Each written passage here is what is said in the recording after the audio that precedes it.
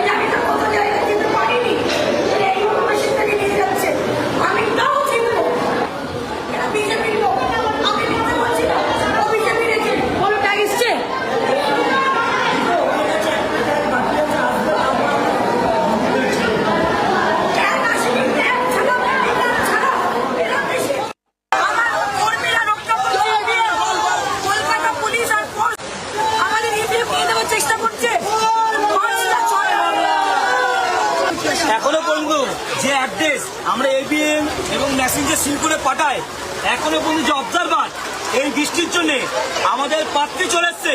অন্য সময় তাপসায় দিনে 5 থেকে 7 বার এসছে ভোট কেন্দ্রেতে, কিন্তু এখন ওনার কথা মনে পড়েনি। কলকাতা পুলিশ, মানিকতলা থানা এবং সবাই মিলে ইভিএমটা চুরি করছিল, আমাদের ছেলেরা ধরেছে।